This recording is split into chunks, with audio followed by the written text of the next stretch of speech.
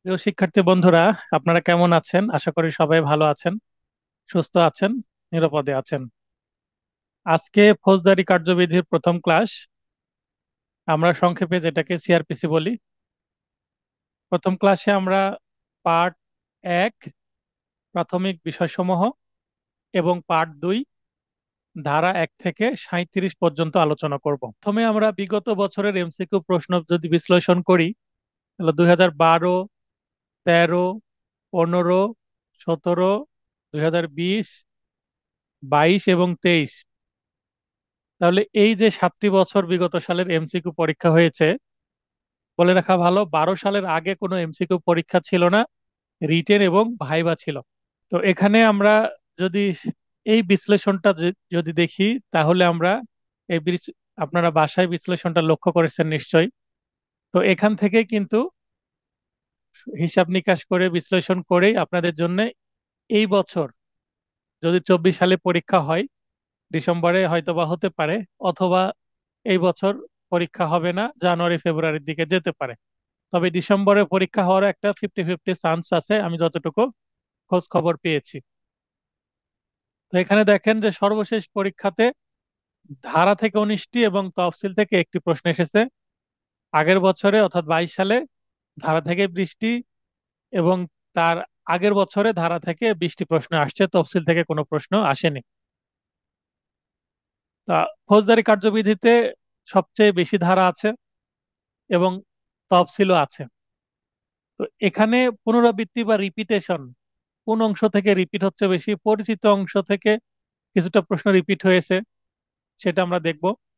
তারপরে ধারা 4-1 এইচ সংজ্ঞা রিপিট হয়েছে, 4, 9, 17, 31, 32, এইভাবে এখানে যে ধারাগুলো আমি উল্লেখ করেছি, এই সবগুলো ধারা কিন্তু 3 স্টার, মানে খুবই খুবই গুরুত্বপূর্ণ।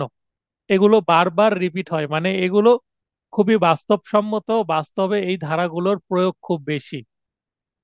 এবং এর বাইরেও আরো কিছু বাস্তবসম্মত ধারা আছে, সেগুলো এখানে আমি উল্লেখ করেছি। তাহলে আমি যদি মন্তব্যটা করি, তাহলে পরিচিতি অংশ হতে প্রশ্ন কম হয়। পরিচিতি অংশ বলতে একটু পরে আমরা দেখব পরিচিতি অংশ বলতে কোনটাকে বোঝাচ্ছি। তবে গুরুত্বপূর্ণ ধারাসমূহ হতে বারবার প্রশ্ন পুনরাবৃত্তি ঘটছে, মানে রিপিট হচ্ছে, একটু আগে যেই ধারাগুলো দেখিয়েছি। আর তবে নতুন ধারা হতেও প্রশ্ন চলে আসতে পারে, সুতরাং নতুন ধারাও বুঝে বুঝে বিস্তারিত পড়তে হবে। তো এখানে যে ধারাগুলো আছে, এর মধ্যে বাস্তবসম্মত কিছু ধারা আছে যেগুলো ইতিপূর্বে কখনো রিপিট হয়নি, একেবারে ফ্রেশ নতুন ধারা, কিন্তু কোর্টে কাজে লাগে যে ধারাগুলো, সেগুলো আমি দিয়ে দিয়েছি। এবং এই যে এই ছক এবং এই পুনরাবৃত্তি কোনটা হচ্ছে বাস্তবে আদালতে কোন ধারাগুলো কাজে লাগে, এগুলোর ভিত্তিতে আপনাদের জন্য আমি একটা সাজেশন তৈরি করছি বা করেছি।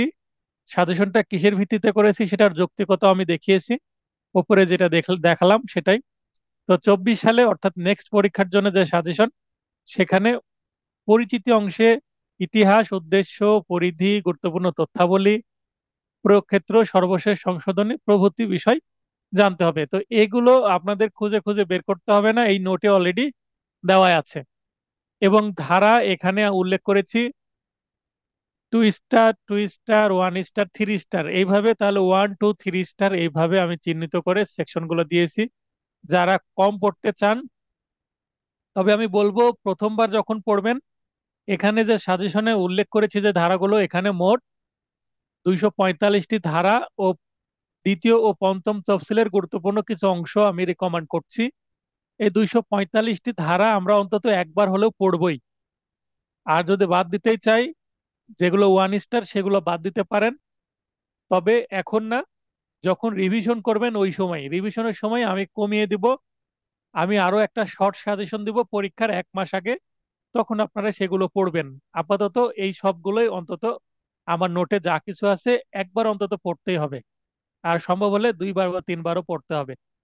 তাহলে অ্যাটলিস্ট একবার আমরা পড়বো এই সব ধারাগুলো যেগুলো আমার নোটে দেওয়া আছে, 245টি ধারা। এবং যখন রিভিশন ক্লাস শুরু হবে তখন আমি আপনাদের আরেকটা সাজেশন দিব। এবং পরীক্ষার 2-3 দিন আগে আমি আবার 300টার মতো এমসিকিউ দিয়ে দিই, সেই 300টা এমসিকিউ মানে ফাইনাল টাচ দেওয়ার জন্য। কিন্তু আপাতত এগুলো সবকিছুই পড়তে হবে। আচ্ছা, প্রথমেই the code of criminal procedure 1898 এর বিন্যাসটা আমরা দেখব। বিন্যাস বলতে সূচিপত্রে কি কি আছে, কিভাবে সাজানো আছে, এই আইনটার মধ্যে আমরা কি আসলে পড়তে চলেছি সেটা এক পলকে দেখে নেওয়ার মতন। বিন্যাস এক, ভাগ বা খণ্ড ভিত্তিক। আমরা এক পলকে দেখে নেব বিন্যাস একে। তো এখানে দেখেন খণ্ড বা ভাগ আছে টোটাল 9টি। প্রথম থেকে 9 পর্যন্ত 9টি ভাগ আছে। প্রথম ভাগে 1 থেকে 5 ধারা প্রাথমিক বিষয়সমূহ, এখানে ধারা আর এখানে শিরোনাম, অর্থাৎ অধ্যায় বা অধ্যায় এখানে না, খণ্ড না ভাগ। এই খণ্ড বা ভাগের আন্ডারে আবার এই যে বিন্যাস টুতে আমরা দেখব প্রতিটা খণ্ড এবং ভাগের আন্ডারে অধ্যায়। অধ্যায় কিন্তু এখানে অনেক আছে এই আইনে। আমরা একটু আগে দেখলাম যে 9টা খণ্ড আছে, কিন্তু অধ্যায় আছে দেখেন 46টা, 46টা অধ্যায় আছে। পেনাল কোডে অধ্যায় 23টা, কিন্তু এখানে আছে পেনাল কোডেরও ডাবল। তাহলে অধ্যায় সংখ্যা কিন্তু এখানে অনেক, এবং সবচেয়ে বড় আইন, এটা সবচেয়ে মোটা বই। তো এখানে খণ্ডগুলো যদি আমরা লক্ষ্য করি, প্রথম খণ্ডে প্রাথমিক বিষয় পাচ্ছি 1 থেকে 5 ধারা, দ্বিতীয় খণ্ডে 6 থেকে 41, এই সেকশনগুলোতে ফৌজদারি আদালত ও কার্যালয় সমূহের গঠন ও ক্ষমতা। আমরা গতকালকে রিটেন ক্লাসে এই খণ্ড সম্পর্কে কিছুটা তথ্য জেনেছি। কয়েকটি সেকশন আমরা পড়েছি, 6, 9, তারপরে 29, 27-এর গ, তারপরে 32, 33-এর গ, এই সেকশনগুলো আমরা দেখেছি। রিটেন ব্যাচের কথা বলছি। দ্বিতীয় ভাগ 42 থেকে 105, এই ধারাগুলোতে সাধারণ নিয়মাবলী আছে। চতুর্থ ভাগে 106 থেকে 153, এই ধারাগুলোতে অপরাধ প্রতিরোধ, অর্থাৎ অপরাধ হওয়ার আগেই পুলিশের কিছু কাজ আছে যেন অপরাধটা প্রতিরোধ করা যায়। যেমন কোনো রোগ হয়ে যাওয়ার আগে যদি প্রতিষেধকমূলক কোনো ব্যবস্থা নেওয়া হয়, টিকা নেওয়া হয়, তাহলে সে রোগটা হবে না, এরকম। আর যদি রোগ হয়ে যায় চিকিৎসা নিতে হয়, চিকিৎসাকে প্রতিকার বলা হয়। আর চিকিৎসা নেওয়ার আগেই, রোগ হয়ে যাওয়ার আগেই যদি কোনো ব্যবস্থা করা হয় সেটা হচ্ছে প্রতিরোধ। তো 106 থেকে 153 ধারায় কিছু ব্যবস্থা নেওয়া হয়, সেখানে যেন কোনো অপরাধ ঘটতে না পারে সেই ব্যবস্থাগুলো করা হয়। পঞ্চম ভাগে 154 থেকে 176 খুবই গুরুত্বপূর্ণ এই ভাগটা। এখানে পুলিশের নিকট সংবাদ প্রদান এবং পুলিশের তদন্তের অধিকার, অর্থাৎ এখানে জিআর মামলা সংক্রান্ত বিধানগুলো আছে। কিভাবে থানায় মামলা উৎপত্তি হয়, থানায় কিভাবে পুলিশ মামলা নিবে, কিভাবে তদন্ত করবে, এই বিষয়গুলো বিস্তারিত এই ভাগে আছে। ষষ্ঠ ভাগ 177 থেকে 403-এ সরকারের পক্ষে মামলা পরিচালনা, অর্থাৎ সরকারের পক্ষে পাবলিক প্রসিকিউটর, পিপি, মামলা পরিচালনা করবেন কিভাবে, সেই নিয়ম কানুনগুলো এখানে দেওয়া আছে। সপ্তম ভাগ 104 থেকে 442, আপিল, রেফারেন্স এবং রিভিশন, এই 3টি বিষয়ে আইন কি, বিধানগুলো কি কি, সেগুলো এখানে বর্ণনা করা আছে। অষ্টম ভাগে 443 থেকে 491 ক, এখানে বিশেষ কার্যক্রম। এর মধ্যে কিন্তু আমরা বেল বা জামিন, ফৌজদারি মামলা যারা প্র্যাকটিস করে অ্যাডভোকেট, তাদের ইনকামের একটা বড় জায়গায় হচ্ছে জামিন করানো। একটা মামলায় যখন একজন ব্যক্তি হাজতে চলে যান, বা একটা মামলায় অগ্রিম জামিন করানোর জন্য, বা একটা মামলায় বাইরে আছেন, স্যারেন্ডার দিয়ে আত্মসমর্পণ করে জামিন করানো, সমস্ত বিধানগুলো কিভাবে করতে হবে, কোন আদালতে করতে হবে, এই বিষয়গুলো এখানে আছে। তো এটা ভালোভাবে বুঝতে হবে যারা ক্রিমিনাল প্র্যাকটিস করবেন। কারণ অনেকেই আছে মামলা জামিন করানো পর্যন্তই, ডিফেন্স লয়ার হিসাবে খুব ভালো না হলেও শুধু জামিন করিয়েই কোটিপতি হয়ে যেতে পারেন, এরকমও অনেক লয়ার আছেন। তো তিনি ডিফেন্সে খুব একটা দেখেন না, ডিফেন্সের জন্য হয়তোবা কোনো সিনিয়র অ্যাডভোকেটের সহযোগিতা নেন, কিন্তু জামিন করানোর জন্য হয়তো বা সিনিয়র অ্যাডভোকেটের তিনি সহযোগিতা নিতে পারেন। তবে ক্রিমিনাল প্র্যাকটিসের একটা বড় ইনকামের পথই হচ্ছে এই জামিন করানো, যেটা বিশেষ কার্যক্রমের মধ্যে পড়ছে। তারপরে নবম ভাগ 492 থেকে 565, সর্বশেষ ধারা 565, পরিপূরক বিধান। এখানে আরো কিছু বিধান আছে, সেগুলো আমরা দেখব। এরপরে এখানে আমরা তাহলে এক পলকে দেখে নিতে পারলাম যে আসলে কি আছে, ফৌজদারি কার্যবিধিতে কি কি পড়তে চলেছি। মানে মোটা দাগে আমরা এই জিনিসগুলো দেখে নিলাম। এরপরে বিন্যাস 2, অধ্যায় ভিত্তিক যে বিন্যাস, কোন কোন অধ্যায়ে কি কি আছে এটা আরো গভীরে বিস্তারিত আছে। যেমন এখানে প্রথম ভাগ দ্বিতীয় ভাগে দুইটা অধ্যায় আছে, প্রথম ভাগে একটা অধ্যায়, তৃতীয় ভাগে অধ্যায় 4, 5, 6, 7, 8। যেমন তৃতীয় ভাগ আমরা পড়লাম কি, সাধারণ বিধানাবলী। সাধারণ বিধানাবলীর মধ্যে আছে ম্যাজিস্ট্রেট, পুলিশ ও গ্রেপ্তারকারী ব্যক্তিগণকে সাধারণ সাহায্য ও তথ্য প্রদান, তারপর গ্রেপ্তার, পলায়ন ও পুনরায় গ্রেপ্তার, উপস্থিত হতে বাধ্য করার ব্যবস্থা, এই বিষয়গুলো আছে। তো এইভাবে আপনারা পড়ে নেবেন, পড়লে অন্তত বুঝতে সুবিধা হবে। এবং যদি কোনো অধ্যায় থেকে প্রশ্ন আসে, অধ্যায়কে টার্গেট করে প্রশ্ন আসে, তাহলে বিন্যাস থেকে কিন্তু আপনারা এখান থেকে উত্তর করে আসতে পারবেন। তবে এটা একটু দেখে নিলে অনেক সময় কোন ধারা থেকে প্রশ্নটা এসেছে সেটা অন্তত ধারণা করতে সুবিধা হয়। তো এটা আপনারা পড়ে নেবেন। এবার আমরা চলে যাই তফসিল সমূহ বা স্কেডিউল বা শিডিউল। মূলত আইন তৈরির সময় 5টা শিডিউল ছিল। এক থেকে পঞ্চম এক থেকে প্রথম থেকে পঞ্চম শিডিউল পর্যন্ত 5টি শিডিউল ছিল এই আইন তৈরির সময়ে। প্রথম শিডিউলটা বাতিল করা হয়েছে, প্রথম তফসিল। দ্বিতীয় তফসিল খুবই গুরুত্বপূর্ণ। দণ্ডবিধির অপরাধসমূহ কোন আদালত কর্তৃক বিচারযোগ্য, আমলযোগ্য ও অআমলযোগ্য, জামিনযোগ্য ও জামিন অযোগ্য অপরাধ ইত্যাদি। তো পেনাল কোডের যে সেকশনগুলো আছে, সেখানে কিছু অপরাধের ধারা দেওয়া আছে, সংজ্ঞা দেওয়া আছে, সাজার ধারা দেওয়া আছে। তো পেনাল কোডের যে সাজার ধারাগুলো, সেগুলোই কিন্তু দ্বিতীয় তফসিলে উল্লেখ করা আছে। দ্বিতীয় তফসিল এখানে আমি আবার আলাদা করে দ্বিতীয় তফসিলের হেডিং গুলো দেখিয়েছি। এই দ্বিতীয় তফসিলের বিন্যাসটা কেমন হবে। যেমন প্রথম কলামে ধারাগুলো আছে, মানে 1 নম্বর কলাম। 2 নম্বর কলামে অপরাধ কি সেটা বলা আছে। যেমন পেনাল কোডের 323 সাধারণ আঘাত। তো এখানে ধারার নিচে 1 নম্বর কলামের নিচে লেখা থাকবে 323 এখানে, আর অপরাধের নিচে লেখা থাকবে সাধারণ আঘাত। তারপরে 3 নম্বর কলাম, পুলিশ ওয়ারেন্ট ব্যতীত গ্রেপ্তার করতে পারবে কিনা। তো এখানে গ্রেপ্তার করতে পারবে না, কারণ এটা সাধারণ অপরাধ, আমলযোগ্য নয় তাই। প্রথম পর্যায়ে সাধারণত পরোয়ানা বা সমন প্রদত্ত হবে। তো এখানে সমন দেওয়া হবে, এখানে সরাসরি পরোয়ানা বা গ্রেপ্তারি পরোয়ানা দেওয়া যাবে না। 323-এর কথা বলছি। জামিন যোগ্য কিনা, 323 ধারার অপরাধ 5 নম্বর কলামে জামিন যোগ্য। জামিন করার সময় আমাদের কোনো মামলা যখন আসে, আসামি পক্ষ আসে যে স্যার এটা জামিন করাতে হবে আসামিকে। তো আসামিকে জামিন করাতে হলে আমরা দেখি কি কি ধারা আছে। এই ধারার মধ্যে যেগুলো প্রচলিত ধারা দেখেই বোঝা যায় যে এটা জামিনযোগ্য, এটা জামিনযোগ্য নাই। আর যেটা বুঝতে পারি না, একটু আনকমন ধারা, তখন আমরা দ্বিতীয় তফসিল দেখে নিই। মোবাইল ফোনেই আমার আছে, সঙ্গে সঙ্গে দ্বিতীয় তফসিল দেখে নিই। দেখে নিয়ে যদি দেখি যে কোনো জামিন অযোগ্য মানে নন বেলেবল সেকশন নাই, তাহলে তো সহজে জামিন হয়ে যাবে।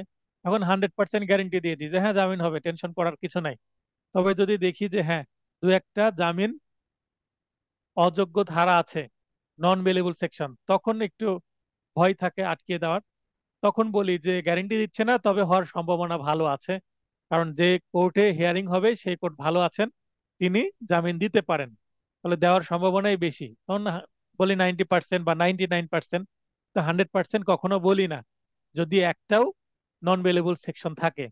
যদি বুঝতে পারি দিবেই জামিন, তারপরেও 100% বলি না, কারণ ম্যাজিস্ট্রেটের মানসিক অবস্থা সেদিন কেমন আছে সেটা তার বলতে পারছে না।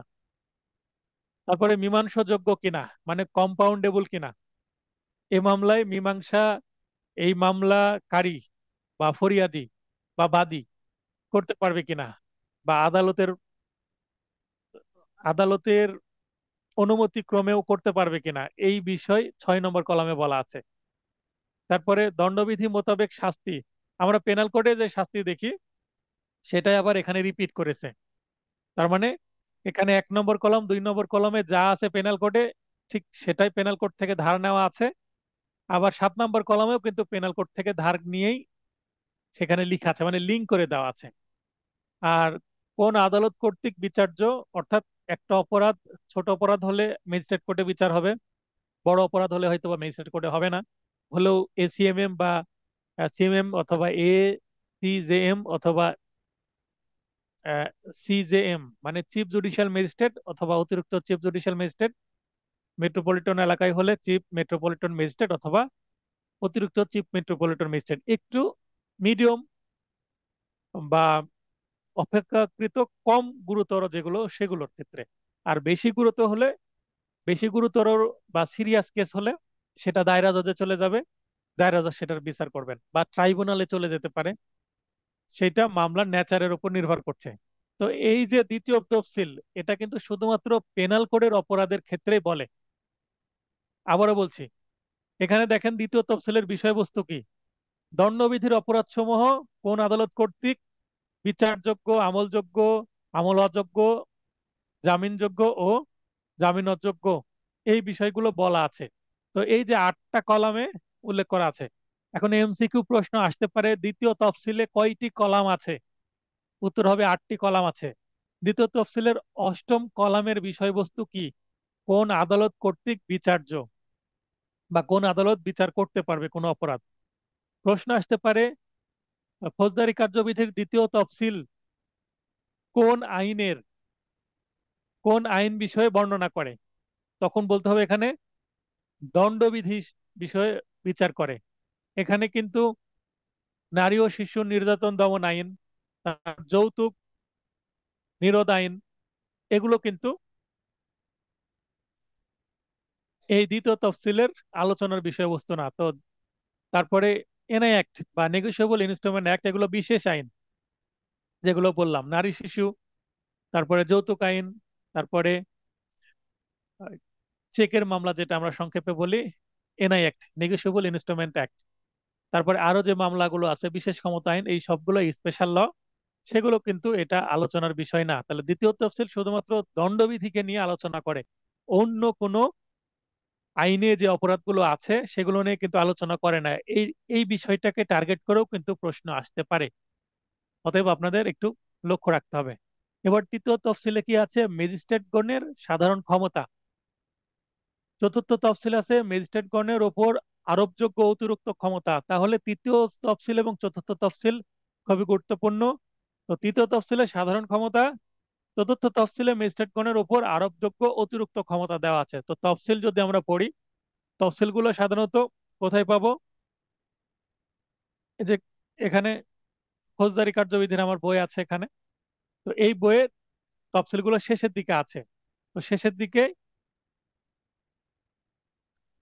পঞ্চম তফসিলে আসে ফর্ম সমূহ। পঞ্চম তফসিলে ফর্ম, এই যে আমরা হাজিরার ফর্ম দিই, তারপরে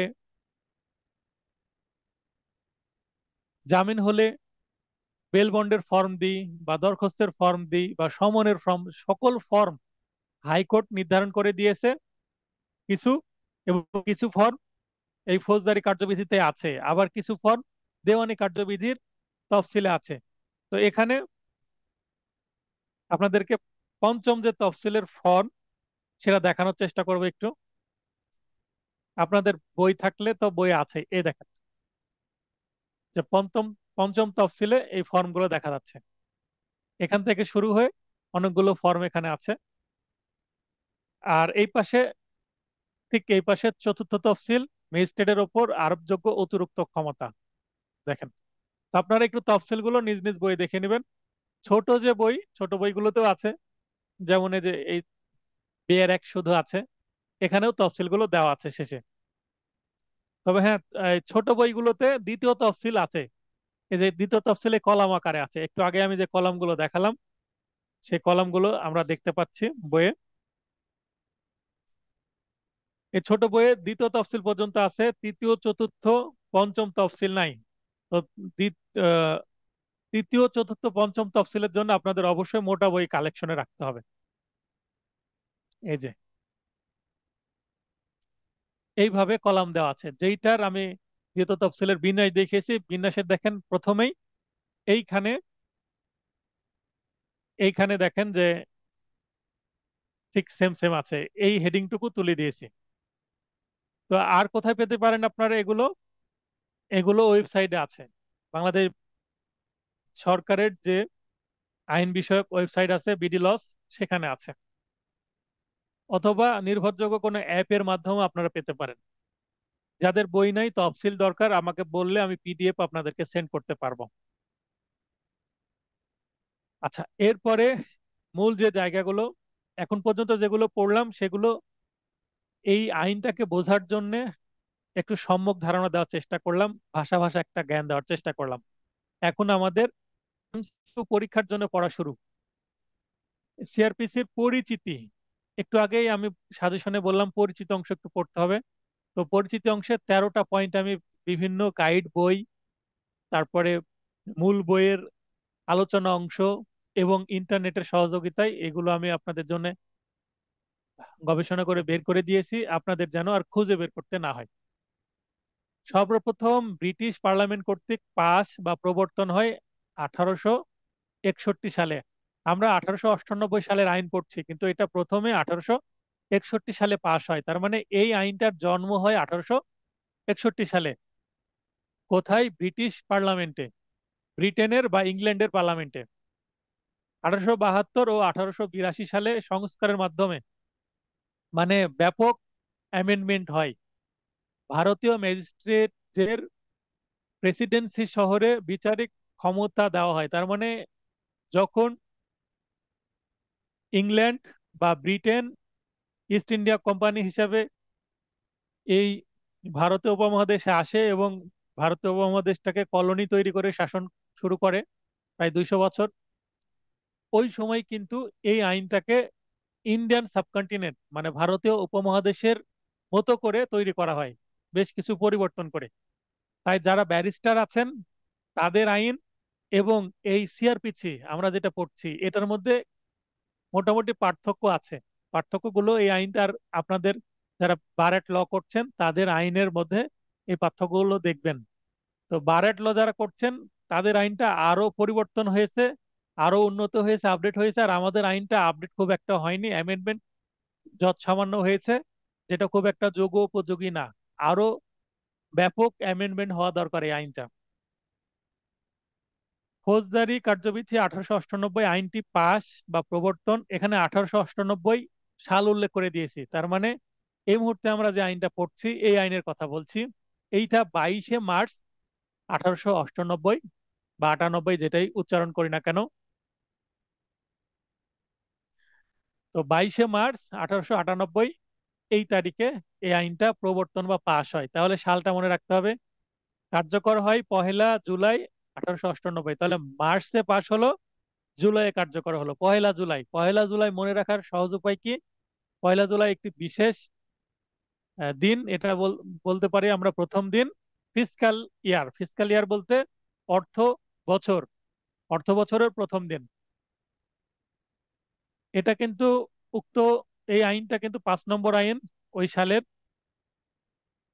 ফৌজদারি কার্যবিধি 1898, এটি একটি পদ্ধতিগত বা প্রসিডিউরাল ল বা অ্যাডজেক্টিভ ল। এই আইনের নামের মধ্যেই লেখা আছে the code of criminal procedure. তাহলে আইনের নামের মধ্যেই যেহেতু প্রসিডিউর কথাটা লেখা আছে, যে প্রসিডিউর, তাই এটা অবশ্যই প্রসিডিউরাল ল। এটা মনে রাখা সহজ, কঠিন কিছু নয়।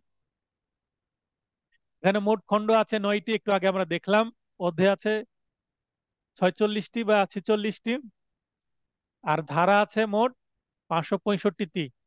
আর বাতিল করা হয়ে গেছে অলরেডি 117টি ধারা অলরেডি বাতিল হয়ে গেছে।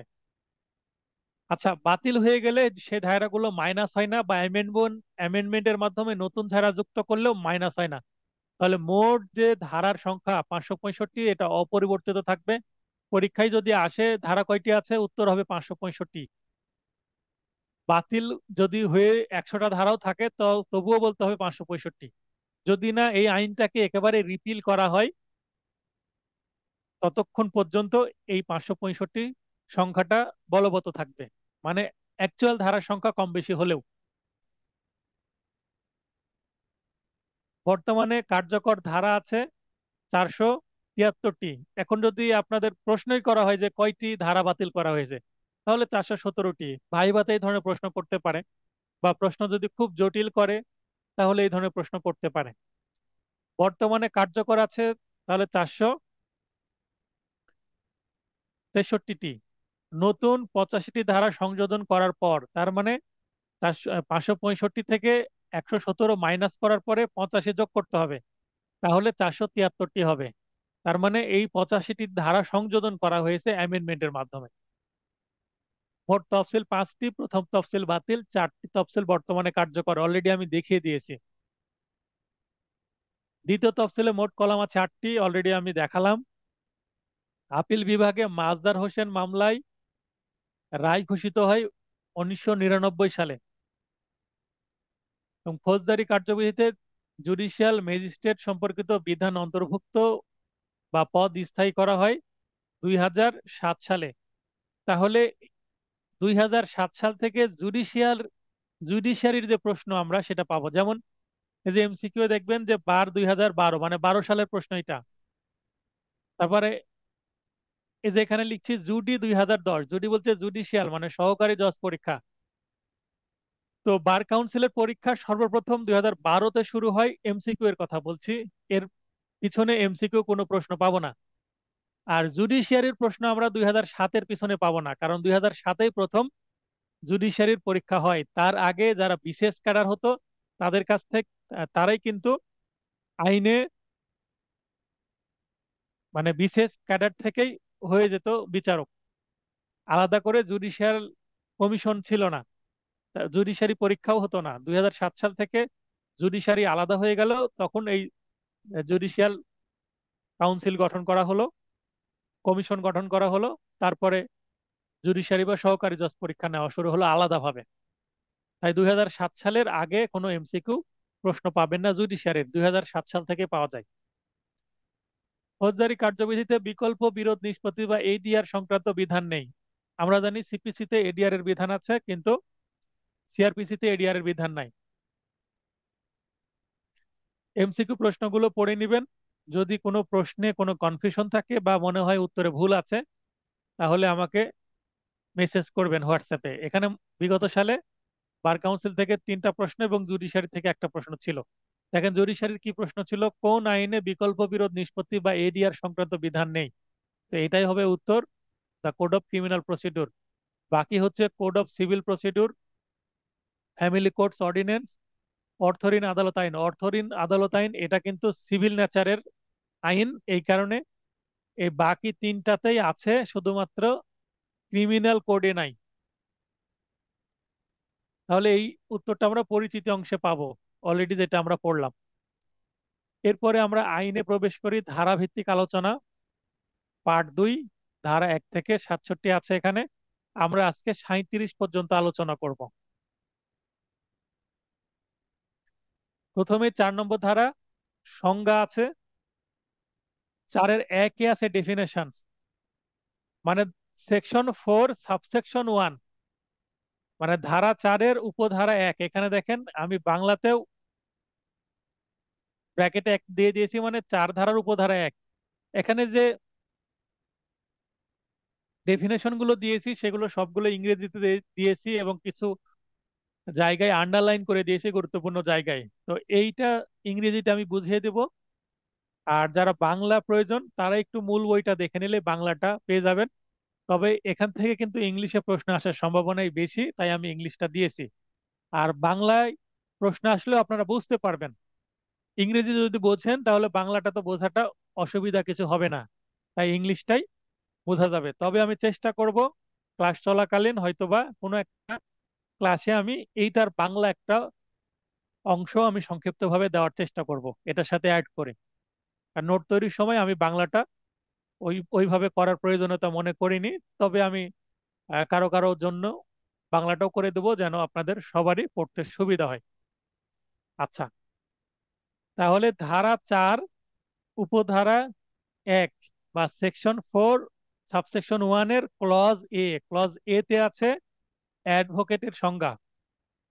এখানে বলছে advocate used with reference to any proceeding in any court means. এবার শুরু হলো অর্থটা কি। An advocate or a Muktar authorized under any law for the time being বলতে যে আইনটা বর্তমানে প্রচলিত আছে, in force এই সময়, to practice in any such court। তার মানে অ্যাডভোকেট বলতে একজন অ্যাডভোকেট যিনি অ্যাডভোকেট বা মুক্তার, যিনি বর্তমান আইনে যেটা কার্যকর আছে এই ধরনের আইনের দ্বারা অথরাইজ, মানে লাইসেন্স প্রাপ্ত। আপনারা লাইসেন্সের কথা বলেন যে অ্যাডভোকেট হওয়ার জন্য লাইসেন্স দরকার। অথরাইজ বলতে লাইসেন্স যারা পায় তাদেরকে অথরাইজ বলা হচ্ছে। কিসের জন্য? To practise in any such court, যে কোনো আদালতে প্র্যাকটিস করার জন্য বা আইন চর্চা বা আইন ব্যবসা করার জন্য। And includes any other person appointed with the permission of the court two such in such proceeding. তো এই অংশটুকু দরকার নেই, আন্ডারলাইন অংশটুকুই আমাদের গুরুত্বপূর্ণ। এখানে ডাবল এ অ্যাটর্নি জেনারেলের সংজ্ঞা দেওয়া আছে। অ্যাটর্নি জেনারেল বলতে the attorney general for Bangladesh, মানে পুরো অ্যাটর্নি জেনারেল বলতে কিন্তু পুরোটাকে বলা হয় অ্যাটর্নি জেনারেল ফর বাংলাদেশ, তাহলে অ্যাটর্নি জেনারেলকে বোঝা। তারপরে additional attorney general, deputy attorney general, assistant attorney general for Bangladesh. তার মানে অ্যাটর্নি জেনারেল বলতে শুধুমাত্র অ্যাটর্নি জেনারেলকেই বোঝাবে না, অতিরিক্ত মানে অ্যাডিশনাল, ডেপুটি, অ্যাসিস্ট্যান্ট সকল অ্যাটর্নি জেনারেলদেরকেই বোঝাবে। ফর এ গভর্নমেন্ট অ্যাডভোকেট এখানে বলা হচ্ছে, তার মানে অবশ্যই ইনি সরকারি আইন কর্মকর্তা। Such officer as the government May for time to time appoint in this বিহ্যাভ, মানে সরকারের পক্ষে মামলা পরিচালনার উদ্দেশ্যে সরকার যাদেরকে নিয়োগ করে থাকেন এই ধরনের আইন কর্মকর্তাকে অ্যাটর্নি জেনারেল বলা হবে। এবং অ্যাটর্নি জেনারেল বলতে শুধুমাত্র অ্যাটর্নি জেনারেল নয়, এর সাথে এই যে and includes also additional attorney general, deputy attorney general, assistant attorney general. তো এই সবাই মিলেই অ্যাটর্নি জেনারেল, যাদেরকে সরকার তার পক্ষে মামলা পরিচালনা করার জন্য নিযুক্ত করে থাকেন। বি হচ্ছে বেলেবল অফেন্স। তো বেলেবল নন বেলেবলের মধ্যে যদি আমরা বলতে যাই, বেলেবল নন বেলেবল, বেলেবল বলতে যেটা সাধারণ অপরাধ বা খুব একটা গুরুতর না, আর নন বেলেবল যেটা গুরুতর অপরাধ। কমন সেন্সে আমরা এভাবে বুঝবো। এখানে বলছে মিনস অ্যান অফেন্স শোন as bailable in the second schedule. একটু আগে আমরা যে দেখলাম দ্বিতীয় তফসিলে কলামে, তাহলে বেলেবল অফেন্স অর্থাৎ তফসিলে যেগুলোকে বেলেবল বলা হয়েছে সেগুলোই বেলেবল অফেন্স, সেটা এখানে বলা হচ্ছে। Or which is made bailable by any other law, অথবা অন্য কোনো আইনে যদি বেলেবল করা হয়। এখানে অন্য আইন বলতে অন্য বিশেষ আইনের কথা বলা হচ্ছে। এবং এখানে আবার নন বেলেবল বেলেবল অফেন্সের কথাও কিন্তু বলা হচ্ছে, মিন্স এনি আদার অফেন্স। তাহলে এখানে বেলেবল নন বেলেবল দুইটারই সংজ্ঞা আছে বিতে।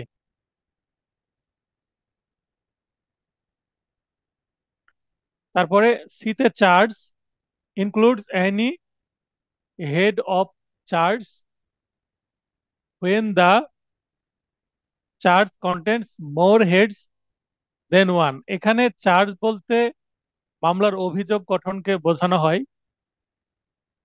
তো ফ্রেমিং চার্জ যেটা আমরা পড়বো সেকশনে, তো এই চার্জটা একটা অপরাধের জন্য হতে পারে অথবা একাধিক অপরাধের জন্য হতে পারে, সেটাই বলা হচ্ছে।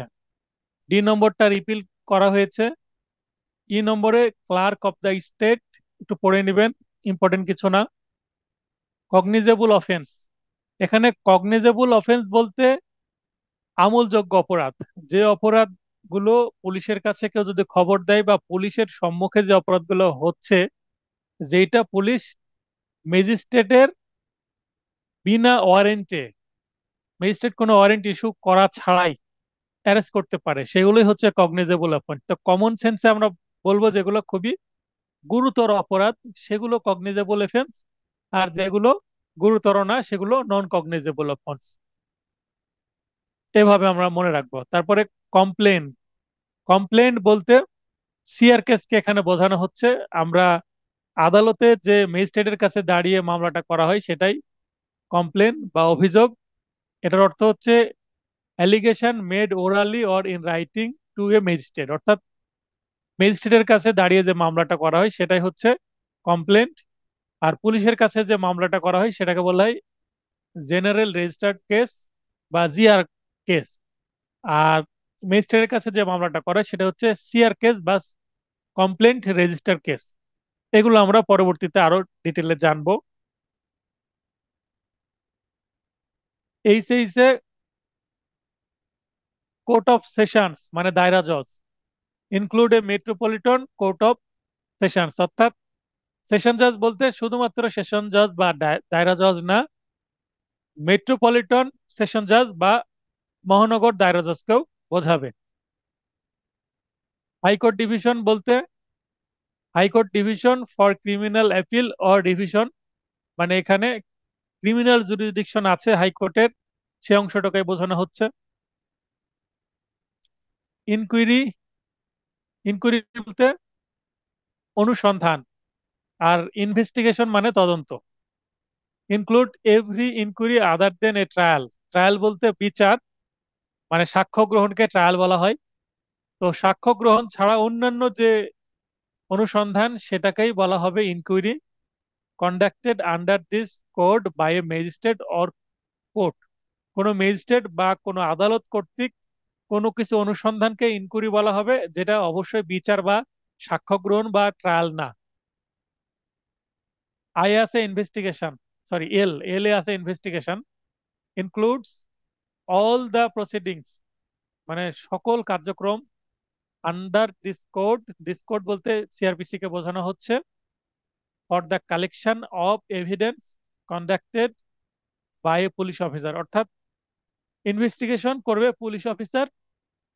একজন পুলিশ অফিসার সাক্ষ্য গ্রহণের উদ্দেশ্যে যে কার্যক্রম পরিচালনা করবে সেটাই হচ্ছে investigation, or by any person, অন্য ব্যক্তি হতে পারে আদার দ্যান এ ম্যাজিস্ট্রেট, কিন্তু ম্যাজিস্ট্রেট নিজে কখনো ইনভেস্টিগেশন করবে না।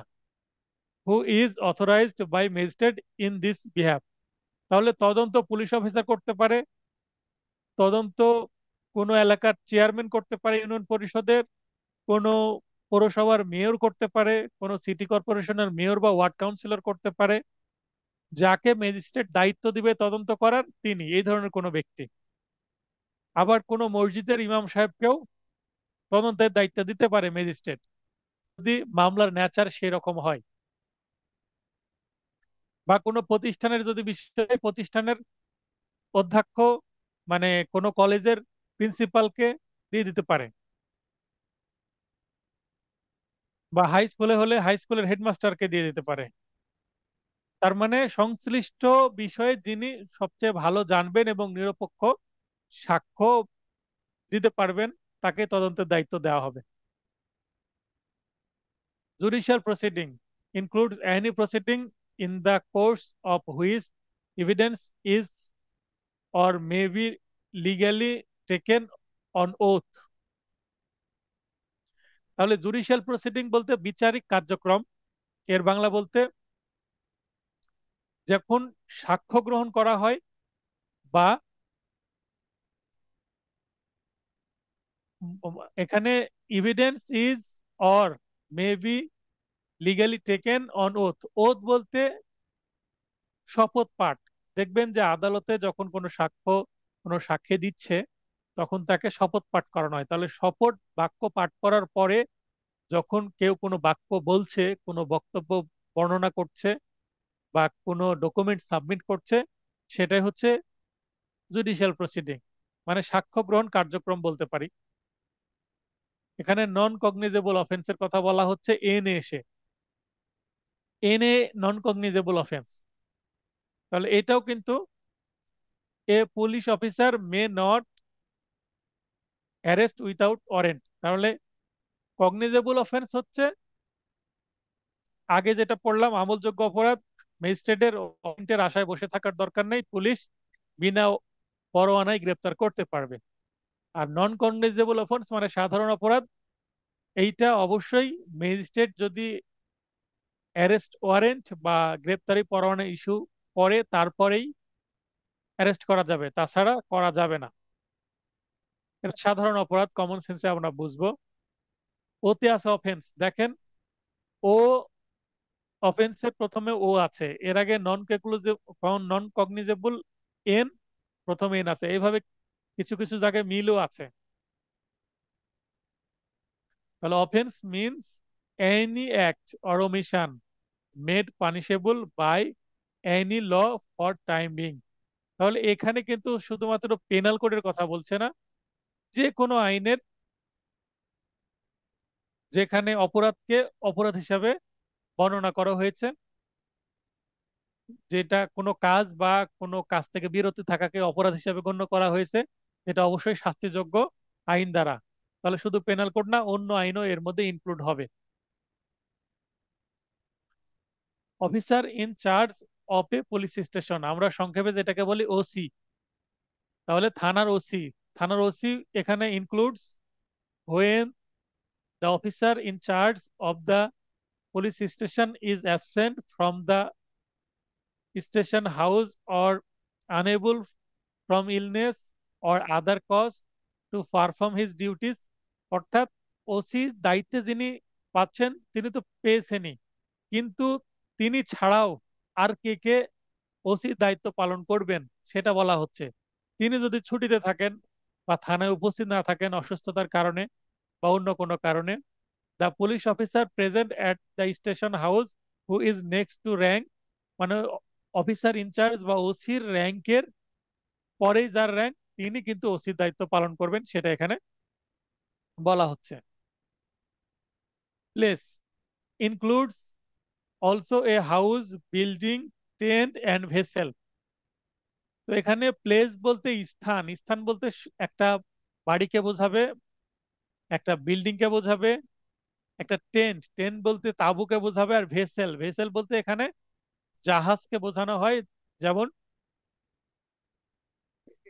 শিপ বা আমরা জলযান বলতে পারি, পানি জাহাজ এক কথায়, যেটাতে করে মালামাল শিপমেন্ট করা হয়। এই ধরনের জাহাজকে ভেসেল বলা হয়, বড় ধরনের ভেসেল, যেখানে বড় বড় পণ্য আমদানি রপ্তানি হবে। যেমন বাংলাদেশ থেকে 300 টন ইলিশ যে রপ্তানির কথা বলা হচ্ছে সেটা ভেসেলে করেই যাবে, মানে এত অ্যামাউন্টের জিনিসপত্র তার উড়োজাহাজে যাবে না বা ট্রাকে করে যাবে না, এটা ভেসেল বা জলপথে যাবে। Police station means any post or place declared, এটাকে ঘোষণা করা হয়েছে কোনো স্থানকে, জেনারেলি অর স্পেশালি, সাধারণভাবে বা বিশেষভাবে। তাহলে জেনারেলি বলতে যেটা আগে থেকে আছে সাধারণত, আর স্পেশালি বলতে কোনো স্থানকে টেম্পোরারি যদি ঘোষণা করা হয় স্পেশালি সেটাকে বোঝাবে, বাই দ্য গভর্নমেন্ট। অবশ্যই কোনো পুলিশ স্টেশনকে পুলিশ স্টেশন বলে ঘোষণা দিবেন সরকার। To be a police station and include any local area specified by the government in this behalf. এখানে লোকাল এরিয়া স্পেসিফাইড বলতে যেমন আমাদের রাজশাহীর বোয়ালিয়া থানা আছে, তো বোয়ালিয়া থানার টেরিটরি একটা আছে, তারপরে মতিহার থানার টেরিটরি আরেকটা আছে, তারপরে চন্দ্রিমা থানার টেরিটরি আরেকটা আছে, মতিহার থানার পাশে কাটাখালী থানা আছে, সেটা টেরিটরিটা আরেকটা আছে, তার পাশে আছে বেলপুকুর থানা, তারপরে পুঠিয়া থানা, চারঘাট থানা, বাঘা থানা। এই প্রতিটা থানা কিন্তু আলাদা আলাদা টেরিটরি, মানে ম্যাপ আলাদা করা আছে থানার। তো সেটাকে বলা হচ্ছে যে এই এই জায়গাগুলো পুঠিয়া থানার আন্ডারে, এই এই জায়গাগুলো দুর্গাপুর থানার আন্ডারে, এই এই জায়গাগুলো মতিহার থানার আন্ডারে। আপনাদের নিজ নিজ জেলারও এরকম টেরিটরি কলা আছে প্রতিটা থানার। তো থানা ভিত্তিক ম্যাপগুলো দেখলে আপনারা বুঝতে পারবেন। পাবলিক প্রসিকিউটর মানে সংক্ষেপে PP, any person appointed under section 492, অর্থাৎ 492 ধারায় যাকে এই কাজের জন্য অ্যাপয়েন্টমেন্ট দেওয়া হবে তিনি হচ্ছেন পাবলিক প্রসিকিউটর। পাবলিক প্রসিকিউটর মানে সরকার পক্ষে যিনি ন্যায় বিচার নিশ্চিত করবেন মামলা পরিচালনা করে। ইউ এ আছে উপজেলা, দেখেন এখানে ইউ, আবার উপজেলাতেও ইউ। এ উপজেলা অ্যাজ ডিফাইন্ড ইন দা উপজেলা পরিষদ অ্যাক্ট 1998। তাহলে 1998 সালের উপজেলা পরিষদ আইনে যাকে উপজেলা বলা হবে সেটাই। ওয়ার্ডস রিফারিং টু অ্যাক্টস, এখানে 2 নম্বরে যেটা বলছে শব্দ দ্বারা কার্য বা বাক্যগুলো দণ্ডবিধি অনুসারে বোঝাবে। এখানে দুই যে চারের, 4 ধারার 2 উপর ধারাতে বা সাবসেকশন 2 তে যেটা বলা হয়েছে, সেইটা অন্য যে শব্দগুলো আছে সেগুলো পেনাল কোডে যা অর্থ বোঝাবে সিআরপিসি তেও ঠিক একই অর্থই বহন করবে, সেটা বোঝানো হয়েছে। এখানে রিপিলড অ্যান্ড ওমিটেড এর মধ্যে পার্থক্য অনেকেই এর আগে বারবার জিজ্ঞাসা করতেন, তাই এখানে নোটে একটু ইনক্লুড করে দেওয়া হয়েছে।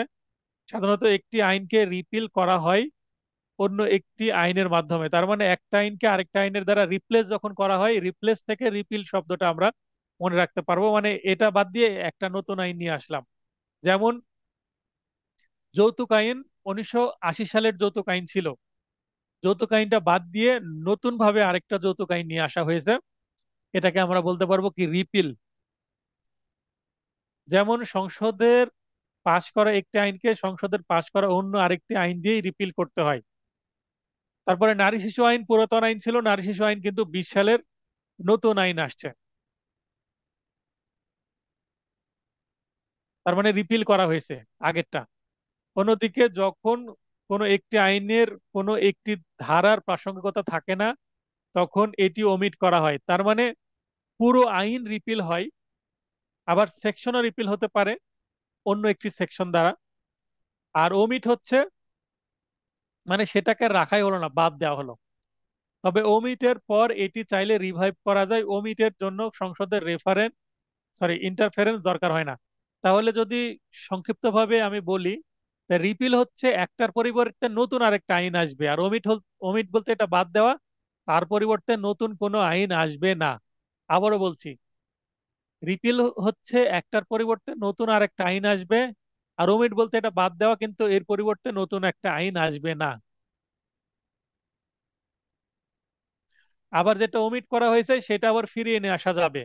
তার মানে ওমিট বলতে অনেকটা স্থগিত করে রাখা, ওমিট বলতে বলতে পারে অনেকটা স্থগিত করে রাখা বা বর্জন করে রাখা, যেটা পরবর্তীতে আবার গ্রহণ করা যেতে পারে। আর রিপিল বলতে সেটা একেবারেই চিরতরে হারিয়ে দেওয়া, এর পরিবর্তে নতুন আরেকটা আইন নিয়ে আসা, কারণ সেটার আর প্রয়োজনীয়তা নেই। তাহলে আশা করি রিপিলড এবং ওমিটেড এর অর্থ বুঝতে পেরেছেন। 4 ক, শুধু ম্যাজিস্ট্রেট বলতে জুডিশিয়াল ম্যাজিস্ট্রেটকে বোঝাবে। যদি কাউকে যদি বলি যে ইনি একজন ম্যাজিস্ট্রেট, তাহলে কিন্তু তিনি অবশ্যই জুডিশিয়াল ম্যাজিস্ট্রেট, মানে সহকারী জজ পরীক্ষার মাধ্যমে আসা একজন ম্যাজিস্ট্রেট।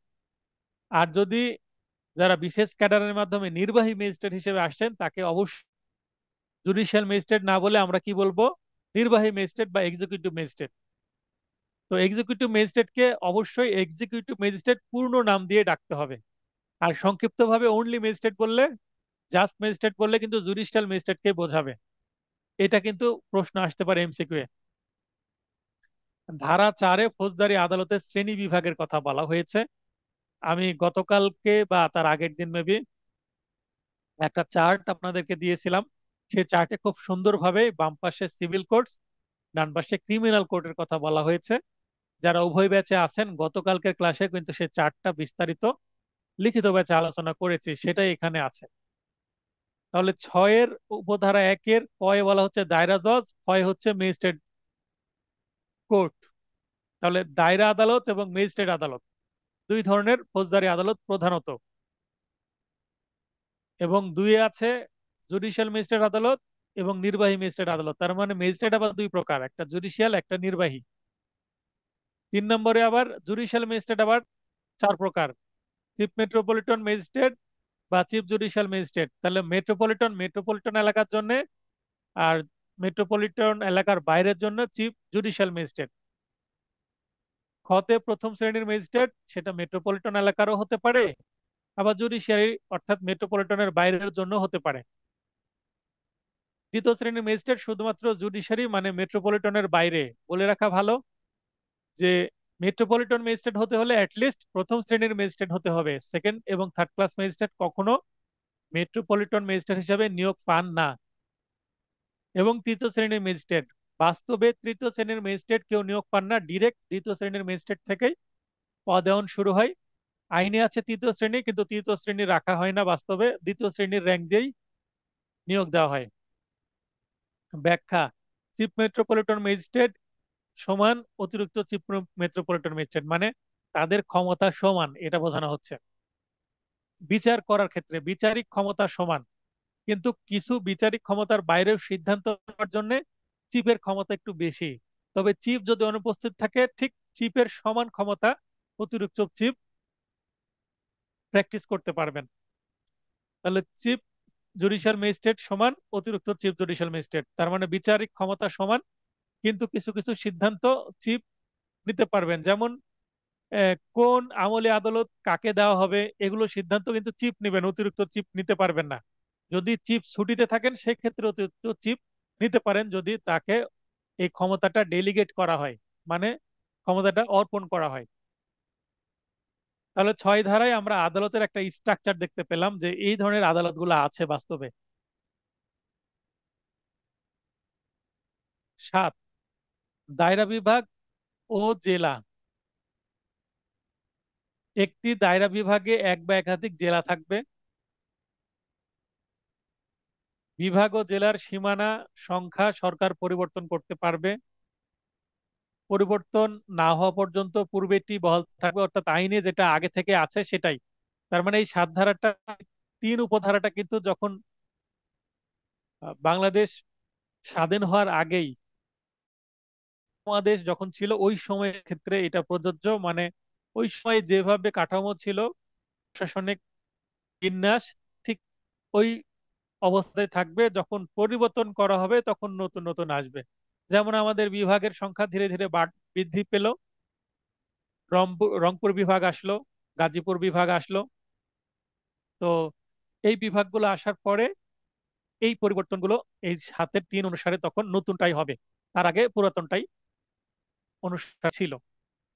মহানগর এলাকাও দায়রা বিভাগ হিসেবে পরিগণিত হবে। তার মানে মহানগর এলাকা যেটা, মানে মেট্রোপলিটন এলাকাতেও কিন্তু মহানগর দায়রা জজ থাকবে। ধারা 9, 8 দরকার নেই। দায়রা আদালত, প্রত্যেকটি দায়রা বিভাগে 3 শ্রেণীর দায়রা জজ থাকবেন। 3 শ্রেণীর দায়রা জজ থাকে সবসময়। 1, দায়রা জজ নিজেই। 2, তাকে সহযোগিতা করার জন্য অতিরিক্ত দায়রা জজ ও যুগ্ম দায়রা জজ। ইংরেজিতে হচ্ছে সেশন জাজ, অ্যাডিশনাল সেশন জাজ, জয়েন্ট সেশন জাজ। এই 3 শ্রেণীর দায়রা জজ থাকবে জেলা পর্যায়ে। আর মহানগরে আছে আবার মহানগর দায়রা জজ, অতিরিক্ত মহানগর দায়রা জজ, যুগ্ম মহানগর দায়রা জজ। দায়রা জজ একটাই থাকবে, মহানগর দায়রা জজ একটাই থাকবে, কিন্তু অতিরিক্ত দায়রা জজ এবং যুগ্ম দায়রা জজ একের অধিক থাকতে পারে প্রয়োজনে। মামলার সংখ্যা বেশি হলে এই আদালতগুলোর সংখ্যা বাড়বে, যেমন অতিরিক্ত দায়রা জজ প্রথম, দ্বিতীয়, তৃতীয় এইভাবে। তারপর যুগ্ম দায়রা জজ প্রথম, দ্বিতীয়, তৃতীয় এইভাবে। তদ্রূপভাবে মহানগর এলাকার জন্য মহানগর দায়রা জজ একটাই থাকবে, কিন্তু অতিরিক্ত মহানগর দায়রা জজ এবং যুগ্ম মহানগর দায়রা জজ 1, 2, 3, 4 এভাবে একাধিক থাকতে পারে। এখানে নির্ভর করছে সেই মহানগর এলাকার সাইজ কেমন, মামলার সংখ্যা কেমন, মামলার চাপ কেমন। রিসেন্টলি আমাদের রাজশাহীতে 2টি নতুন কোর্ট আসছে। তারপর তার আগে সাইবার ট্রাইব্যুনাল, যেটা বিভাগীয় সাইবার ট্রাইব্যুনাল আসছিল, তার আগে সাইবার ট্রাইব্যুনালের মামলা কিন্তু ঢাকাতেই হতো সেন্ট্রালি। এখন রাজশাহী বিভাগের জন্য, রাজশাহী বিভাগের আন্ডারে যে জেলাগুলো আছে সবগুলো এই সাইবার ট্রাইব্যুনাল রাজশাহীতেই বিচার কার্য পরিচালনা হয়। রাজশাহীতে সাইবার ট্রাইব্যুনাল রিসেন্টলি যখন প্রতিষ্ঠিত হয়, তখন ঢাকাতে যেগুলো হচ্ছিল, যেগুলো রাজশাহী বিভাগের, যেমন রাজশাহী জেলার, পাবনা জেলার, কুষ্টিয়া জেলার, নওগাঁ জেলার, এই জেলার আসামির বা এই মামলাগুলো, মানে অপরাধ যেখানে হয়েছে সেখানে তো মামলা হবে। তো এই এই থানার, সরি, এই জেলার মামলাগুলো চলে আসছে কোথায়? এই রাজশাহী বিভাগীয় ট্রাইব্যুনালে, ঢাকা থেকে বদলি করে দেওয়া হয়েছে। তো ট্রাইব্যুনাল এখানে কিন্তু সিআরপিসি তে ট্রাইব্যুনালের কথা কিন্তু কোথাও উল্লেখ করা নাই, কিন্তু ট্রাইব্যুনাল কিন্তু দায়রা জজ এবং মহানগর যে দায়রা জজ আছে তার সমতুল্য হবে। মূলত দায়রা জজের সমতুল্য হবে ট্রাইব্যুনাল গুলো। কিছু কিছু ট্রাইব্যুনালকে শুধুমাত্র ফৌজদারি ক্ষমতা দেওয়া হয়েছে, কিছু কিছু মানে বিশেষ দায়রা জজকে জেলা ও দায়রা জজ হিসেবে গণ্য করা হওয়ার কারণে দায়রা প্লাস জেলা, তার মানে সিভিল এবং ক্রিমিনাল উভয় মামলা পরিচালনার ক্ষমতা দেওয়া হয়েছে কিছু কিছু কোর্টকে। আপনারা বাস্তবে আদালতে গেলে এগুলো বুঝতে পারবেন যে একই কোর্টে একই কজ লিস্টে আমরা সিভিল মামলাও দেখছি, ক্রিমিনাল মামলাও দেখছি। আবার কিছু কিছুতে শুধু সিভিল মামলা, কিছু কিছুতে শুধুমাত্র ক্রিমিনাল মামলা। তো এগুলো বলে রাখা ভালো যে দায়রা জজ নিজে কিন্তু জেলা ও দায়রা জজ এভাবে লেখা থাকে মামলা। তো জেলা ও দায়রা জজ বলতে তিনি সিভিল প্লাস ক্রিমিনাল উভয় মামলা পরিচালনা মানে বিচার করেন। আর মহানগর এলাকাতে কোনো সিভিল মামলা পরিচালনার দায়িত্ব থাকে না, শুধুমাত্র সিভিল না হয়ে শুধুমাত্র ক্রিমিনাল মামলা পরিচালনার দায়িত্ব পান হচ্ছে মহানগর এলাকার দায়রা জজ গুলো। তাহলে মহানগর দায়রা জজ, অতিরিক্ত মহানগর দায়রা জজ এবং যুগ্ম দায়রা জজ শুধুমাত্র ফৌজদারি মামলা পরিচালনা করার ক্ষমতা পান। তার কোনো অরিজিনাল জুরিসডিকশন নাই মামলা নেওয়ার, তাদের কোনো বিচারিক জুরিসডিকশন নাই সিভিল মামলার ক্ষেত্রে, তাদের অ্যাপিল জুরিসডিকশন নাই সিভিল মামলার ক্ষেত্রে, শুধুমাত্র ক্রিমিনাল জুরিসডিকশন আছে বিচারিক এবং অ্যাপিল এবং রিভিশন মামলা গ্রহণ করার জন্য। প্রতিটি দায়রা বিভাগে একটি দায়রা আদালত ও মহানগর এলাকায় মহানগর আদালত থাকবে। সরকার গেজেটে দায়রার স্থান কোথায় বসবে সেটা নির্ধারণ করে দিবেন। অতিরিক্ত দায়রা জজ, যুগ্ম দায়রা জজ নিয়োগ করবে সরকারি। 33 সংবিধানের 133 অনুচ্ছেদ বলে রাষ্ট্রপতি কর্তৃক দায়রা, অতিরিক্ত দায়রা এবং যুগ্ম দায়রা জজ নিয়োগপ্রাপ্ত হবেন। তার মানে তারা কিন্তু জুডিশিয়ারির মাধ্যমে না, তারা রাষ্ট্রপতি কর্তৃক নিয়োগ পাবে। অবশ্যই জুডিশিয়ারির মাধ্যমে যারা জজ হয়েছে, সহকারী জজ, সিনিয়র সহকারী জজ, তারপরে ইনারা যখন ম্যাজিস্ট্রেট হিসেবে নিয়োগ পাবেন, ম্যাজিস্ট্রেট, সিনিয়র ম্যাজিস্ট্রেট, তারপরে অতিরিক্ত জুডিশিয়াল বা অতিরিক্ত মেট্রোপলিটন ম্যাজিস্ট্রেট এবং চিফ মেট্রোপলিটন ম্যাজিস্ট্রেট আর অতিরিক্ত চিফ মেট্রোপলিটন ম্যাজিস্ট্রেট, ইনাদের থেকে কিন্তু যুগ্ম দায়রা জজ নিয়োগ পাবেন প্রমোশনের মাধ্যমে। তারপরে যুগ্ম থেকে অতিরিক্ত, অতিরিক্ত থেকে দায়রা, দায়রা থেকে প্রমোশন পেলে হাইকোর্টের জাস্টিস হতে পারবেন, তারপর অ্যাপিলেট ডিভিশনে জাস্টিস হবেন, তারপরে চিফ জাস্টিস হতে পারবেন। এইভাবে ধীরে ধীরে উপরের দিকে প্রমোশন হয়। একজন দায়রা জজ একটি দায়রা বিভাগে নিয়োগ পাবেন। পূর্বের প্রতিষ্ঠিত দায়রা আদালত এই আইনের মাধ্যমেই প্রতিষ্ঠিত ধরতে হবে। তার মানে এই আইন তৈরির আগে যদি আগে থেকে কোনো কোর্ট থাকে এবং তিনি যদি বিচারক হিসাবে নিয়োগ পেয়ে থাকেন, তো তার নিয়োগটা বাতিল করা যাবে না। এই এই আইনের 9 ধারা মতেই তিনি নিয়োগ পেয়েছেন বলে ধরে নিতে হবে, বা সংবিধানের 133 ধারা মতে। 17 ধারা, মাঝের ধারাগুলো দরকার নেই, আপনাদের আগ্রহ হলে দেখে নিতে পারেন। নির্বাহী ম্যাজিস্ট্রেট, জুডিশিয়াল ম্যাজিস্ট্রেট ও মেট্রোপলিটন ম্যাজিস্ট্রেটদের অধীনে রাখা, মানে কার আন্ডারে কে থাকবে। তো নির্বাহী ম্যাজিস্ট্রেটগণ জেলা ম্যাজিস্ট্রেটের অধীনে থাকবে, তাহলে জেলা ম্যাজিস্ট্রেটের অধীনে নির্বাহী ম্যাজিস্ট্রেটগণ থাকবে, তাহলে নির্বাহী ম্যাজিস্ট্রেট আবার অতিরিক্ত জেলা ম্যাজিস্ট্রেট মানে এডিএম কোর্ট বা এডিসি, ইনারা সবাই জেলা ম্যাজিস্ট্রেটের আন্ডারে থাকবেন। আবার জুডিশিয়াল ম্যাজিস্ট্রেটগণ চিফ জুডিশিয়াল ম্যাজিস্ট্রেট, অতিরিক্ত চিফ জুডিশিয়াল ম্যাজিস্ট্রেট এর অধীনে থাকবেন। তাহলে জুডিশিয়াল ম্যাজিস্ট্রেট তারা দুইটা ম্যাজিস্ট্রেটের আন্ডারে থাকবেন, চিফের এবং অতিরিক্ত চিফের আন্ডারে। আর মেট্রোপলিটন ম্যাজিস্ট্রেটগণও চিফ মেট্রোপলিটন এবং অতিরিক্ত চিফ মেট্রোপলিটন এর অধীনে থাকবেন। তার মানে কার সাবঅর্ডিনেট কে সেটা বোঝাচ্ছে। আর এখানে সেশন জাজ বা দায়রা জজের অধীনে থাকবে জুডিশিয়াল ম্যাজিস্ট্রেটগণ। এই যে জুডিশিয়াল ম্যাজিস্ট্রেট যারা আছেন, তারপর chief judicial magistrate, additional chief judicial magistrate, তার মানে যতগুলো চিফ জুডিশিয়াল, যতগুলো ম্যাজিস্ট্রেট আছে তারা তো দায়রা জজের আন্ডারে থাকবেনই। আর তার মানে জেলা পর্যায়ে দায়রা জজই হচ্ছে বস, মানে দায়রা জজ মানে উচ্চ শ্রেণীর বা উচ্চ আদালত হিসেবে আমরা ধরবো। জেলা পর্যায়ের উচ্চ আদালত হচ্ছে দায়রা জজ। আর তার উপরে গেলে হাইকোর্ট, হাইকোর্টের উপরে আপিল বিভাগ। আর মেট্রোপলিটন সেশন জাজ বা মহানগর জজের অধীনে থাকবেন হচ্ছে metropolitan magistrates, chief metropolitan magistrates, additional chief metropolitan magistrates. বলার সুবিধার্থে অথবা আমি এরপরে মেট্রোপলিটন ম্যাজিস্ট্রেটকে এমএম, চিফ মেট্রোপলিটন ম্যাজিস্ট্রেটকে সিএমএম, এডিশনাল চিফ মেট্রোপলিটন ম্যাজিস্ট্রেটকে সিএসিএমএম এইভাবে বলবো। দেখবেন পরবর্তীতে নোটে এইভাবে সংক্ষিপ্তভাবে করা আছে। ধারা 21, সিএমএম অর্থাৎ চিফ মেট্রোপলিটন ম্যাজিস্ট্রেট এর ক্ষমতা: এক, নিম্ন বর্ণিত বিষয়সমূহ নিয়ন্ত্রণের জন্য কার্যবিধির সঙ্গে সামঞ্জস্যপূর্ণ বিধিমালা প্রণয়ন। তাহলে সিএমএম কিন্তু বিধিমালা প্রণয়ন করতে পারবেন তার আন্ডারে যারা আছেন ম্যাজিস্ট্রেটদেরকে পরিচালনা করার জন্য, এবং ম্যাজিস্ট্রেটরা কিভাবে মামলা পরিচালনা করবেন, বিচার করবেন সেগুলো দেখার জন্য। মেট্রোপলিটন ম্যাজিস্ট্রেটগণের মধ্যে কার্য বন্টন, পরিচালনা ও কর্মপ্রণালী মানে কোন আমলে আদালত কার আন্ডারে থাকবে এগুলো নির্ধারণ করবেন।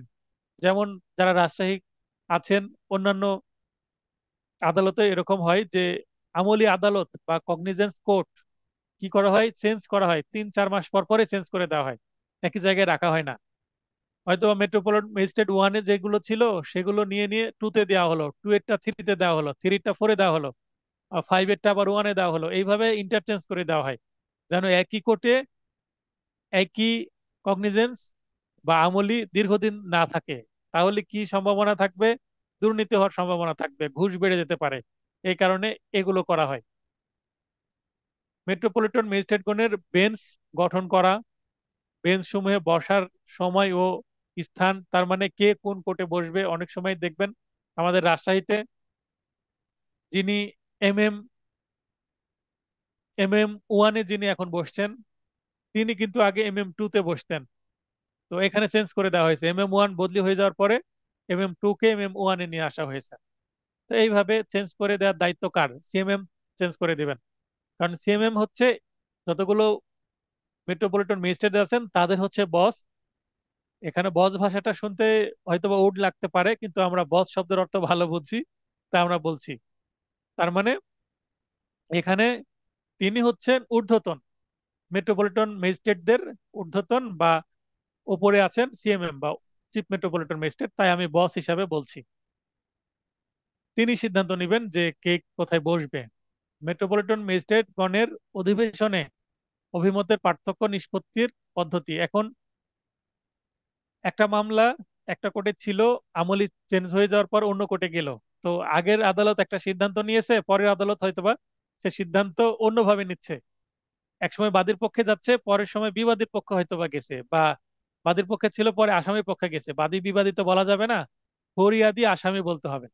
তো ফরিয়াদি বলতে আমরা বাদী বোঝাই, আর বিবাদী বলতে আসামি ক্রিমিনাল মামলায়, মানে কমপ্লেনেন্ট এবং অ্যাকিউজড। তো যখন এরকম মতের পার্থক্য হবে তখন সিএমএম নির্ধারণ করবেন। আমাদের দেখা যাচ্ছে যে একটা ম্যাজিস্ট্রেটের বিচার কার্য পছন্দ হচ্ছে না, তখন সিএমএম বরাবর দরখাস্ত দিয়ে দিই যে ইওর অনার, যে এই আদালতে এই মামলাটা যেন বিচার না হয়, হলে এই মামলা বায়াস হয়ে যেতে পারে, এই মামলার সিদ্ধান্ত ভুল আসতে পারে। অতএব এই মামলাটা যেন বদলি করে অন্য একটি আদালতে দেওয়া হয়, অথবা আপনি নিজেই নিয়ে বিচার করেন। এইভাবে আমরা দরখাস্ত দিই।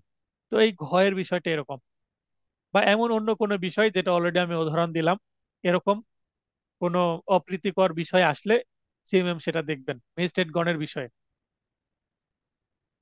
22, মফস্বল এলাকার জাস্টিস অব দি পিস অর্থাৎ শান্তি বজায় রাখবে কে?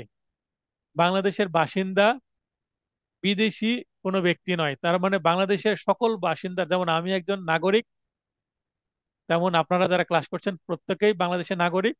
তো তাদের দায়িত্ব হচ্ছে নিজ নিজ এলাকার জাস্টিস অফ পিস। আপনারা নিজেরাই জাস্টিস অফ পিস, মানে আপনার এলাকার শান্তি বজায় রাখার দায়িত্ব, নৈতিক দায়িত্ব আপনার পরে সিআরপিসির 22 ধারা দিয়ে দিচ্ছে মফস্বল এলাকায়।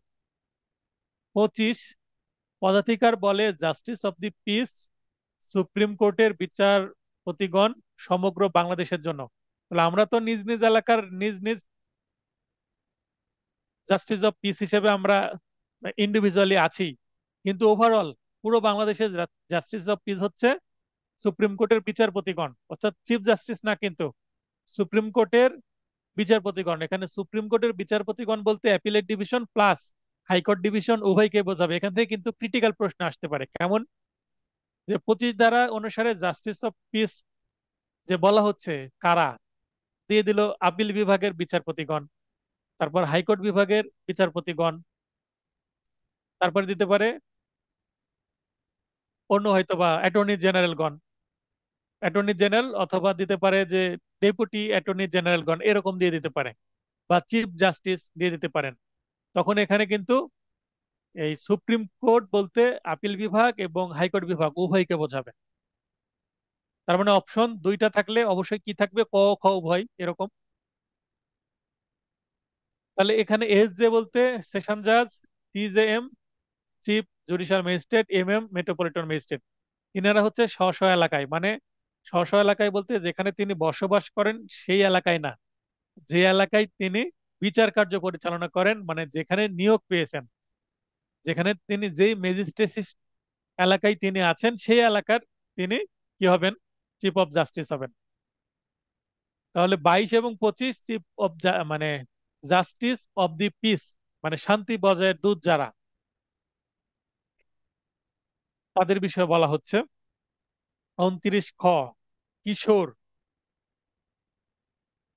15 বছরের কম এর ক্ষেত্রে এখতিয়ার। তাহলে আমরা নাবালক বলতে 18 বছরের কম বয়স্ক ব্যক্তিদেরকে বোঝায়, বিভিন্ন আইনে দেখেছি, তামাদি আইনে দেখেছি 6 ধারায়, তারপর অন্যান্য আইনেই, নারী শিশু আইনেও। কিন্তু শিশু বলতে 18 বছরের কম, মানে আন্ডার 18, তাদেরকে বলা হয় মাইনর বা শিশু। কিন্তু কিশোর, কিশোর বলতে 15 বছরের কম বোঝাবে সিআরপিসির 29 খ অনুসারে। তাহলে এখানে সিজেএম এবং সিএমএম বিশেষভাবে ক্ষমতাপ্রাপ্ত ম্যাজিস্ট্রেট কর্তৃক বিচার করবেন এনাদের। কিন্তু এখানে আহ, বিশেষভাবে ক্ষমতাপ্রাপ্ত ম্যাজিস্ট্রেট কর্তৃক বিচার, তো বর্তমানে কিন্তু শিশু আদালত আলাদা আলাদা গঠন করা হয়। যদি শিশু আদালত না থাকে সেই ক্ষেত্রে ম্যাজিস্ট্রেটরা করবেন, অথবা সিজেএম বা সিএমএম করবেন এই কিশোরদের। আর যদি শিশু আদালত থাকে, আমাদের রাজশাহীতে 2টা শিশু আদালত আছে, শিশু আদালত 1 2, তাহলে এই শিশুদের বা কিশোরদের বিচার তারাই করবেন। 29 গ, যে সকল অপরাধ মৃত্যুদণ্ডে দণ্ডনীয় নয়, সরকার হাইকোর্টের সাথে পরামর্শক্রমে সে সকল অপরাধের বিচার করার ক্ষমতা কিন্তু কাকে দিবেন, এই ব্যক্তিদেরকে দিবেন। তাহলে 29 গয়ে বলতে এখানে কোন ধরনের মামলার, এখানে আপনারা একটা নোট নিতে পারেন,